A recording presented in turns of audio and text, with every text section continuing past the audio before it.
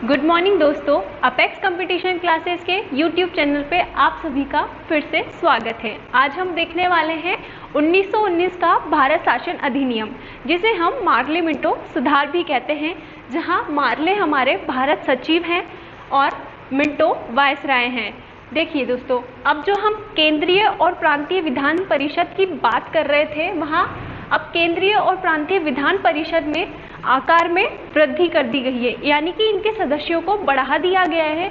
जहां पहले सदस्य संख्या 16 हुआ करती थी, उन्हें अब बढ़ा करके 60 कर दिया गया है। अब इसमें देखिए, जो केंद्र है, केंद्र के अंदर सदस्यों की संख्या जो बढ़ाई गई है, वहां पर अभी भी सरकारी सदस्यों की ही अधिकता रहती है, यानी कि अभी केंद्र के अंदर जो सरकार है, वहां पर आप सरकारी व्यक्तियों को ही नियुक्त कर सकते हैं। और प्रांतीय जो विधान परिषद है, वहाँ गैर सरकारी सदस्यों के बहुमत की आज्ञा दी गई है। और आगे आप देखिए, दोनों ही जगह केंद्रीय और प्रांतीय विधान परिषद के अंदर जो है चर्चा का दायरा बढ़ाया गया है। वहाँ जो कार्य प्रणाली है, अब आप उसके अंदर क्या कर सकते हैं, अनुपूरक प्रश्न पूछ सकते हैं, बजट पर संकल्प रखना, इस तरह के जो कार्य हैं वहाँ चर्चा के दायरे में इनको शामिल किया गया है, उसका दायरा बढ़ाया गया है। और भारत को गवर्नर और वायसराय की कार्य परिषद का भारतीयों को गवर्नर और वायसराय की कार्य परिषद के साथ एसोसिएशन बनाने का जो है अब इसके अंदर अधिकार मिल गया है, यानी कि अब गवर्नर और वायसराय की परिषद के अंदर भारतीय भी शामिल हो सकते हैं, जिसके अंदर हमारे पहले जो सदस्य भारतीय हैं जिसको गवर्नर की काउंसिल के अंदर शामिल किया गया था, वो सत्येंद्र प्रसाद सिन्हा हैं। तो दोस्तों, आपको ये इम्पॉर्टेंट लाइन है जो याद रखनी है, सत्येंद्र प्रसाद सिन्हा जो कि विधि सदस्य बनाए गए थे गवर्नर की काउंसिल के अंदर, ये पहले भारतीय थे गवर्नर की काउंसिल में शामिल होने वाले। नेक्स्ट है, अब यहाँ पर जो है प्रत्यक्ष निर्वाचन की प्रणाली शुरू होती है, यानी कि जो मुस्लिम है, मुस्लिम सदस्यों का चुनाव एक मुस्लिम व्यक्ति ही कर सकता है, जिसे हम क्या कहते हैं, इसके लिए हम मार्ले को सांप्रदायिक निर्वाचन का जनक कहते हैं, क्योंकि इसी के टाइम पर जो है ये सांप्रदायिकता की भावना जो है बढ़ाई गई और इसी मतलब जाति, वर्ग और धर्म के आधार पर लोगों का चुनाव किया जाने लगा। या अब चुनावों के अंदर जाति और धर्म को भी मुद्दा बनाया जाने लगा है, जहाँ पर presidency corporation, chamber of commerce और जमींदारों के लिए अलग से प्रतिनिधित्व निर्धारित किया गया है। तो दोस्तों, ये कुछ की पॉइंट्स हैं इस 1919 के अधिनियम के, जिन्हें हमें याद रखना है।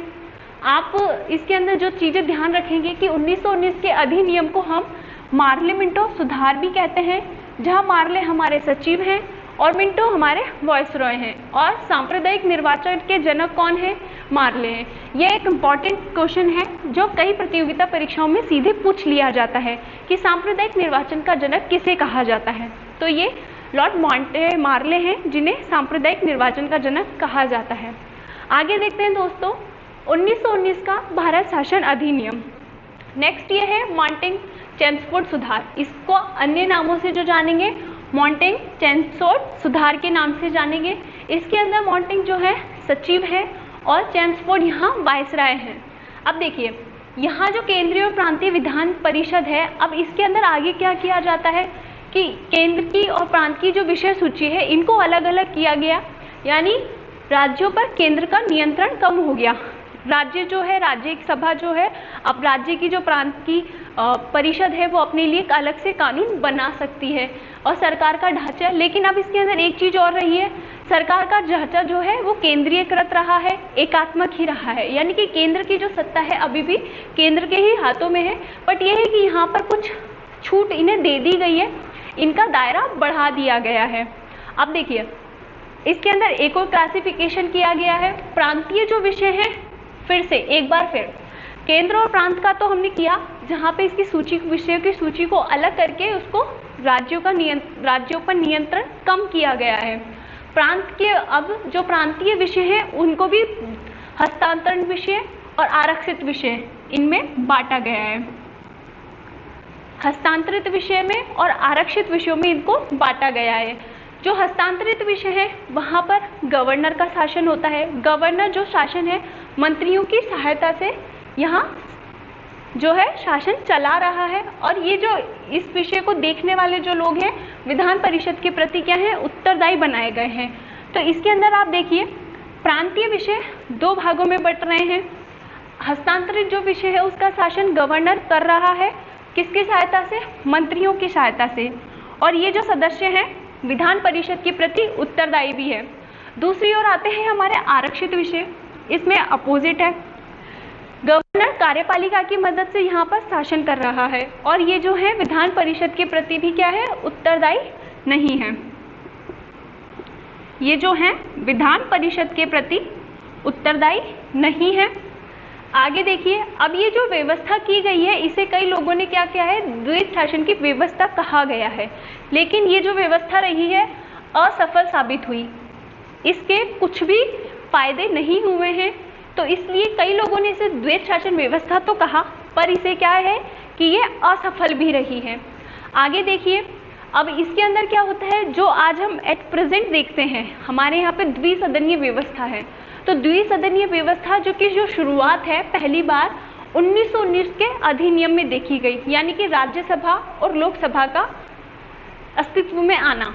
जो हमारे द्विसदनात्मक व्यवस्था चल रही है वो यहाँ से शुरू होती है, मतलब ये वाली कॉन्सेप्ट हमको यहाँ से मिल रहा है। तो अब इसके अंदर क्या है कि वायसराय की परिषद में से 6 में से जो 3 सदस्य हैं वो भारतीयों को चुना गया, लेकिन इसका जो चीफ होगा वो भारतीय नहीं होगा, यानी कि 3 सदस्य चीफ के अलावा जो होंगे वो भारतीय होंगे। आगे देखिए दोस्तों, यहाँ पर जो है वायसराय की परिषद में से 6 में से 3 सदस्य जो हैं भारतीयों को शामिल किया गया, जिसमें से कमांडर इन चीफ जो है उसको छोड़ करके बाकी के 3 सदस्य ही जो है भारतीयों का होना आवश्यक किया गया। और यहीं पर ही हमारी प्रत्यक्ष निर्वाचन प्रणाली जो है शुरू होती है। तो ये जो कुछ इंपॉर्टेंट पॉइंट्स है ये आपको ध्यान रखना है। अब देखिए, कर और संपत्ति शिक्षा के आधार पर भी लोगों को मताधिकार दिए गए हैं, यानी कि अब मत देने के जो अधिकार है इसमें भी आप क्या है कि बायस्ड भावनाएं लेकर आ रहे हैं। और अब देखिए 1926 के अंदर क्या किया गया है? लोक सेवा आयोग की स्थापना की गई है।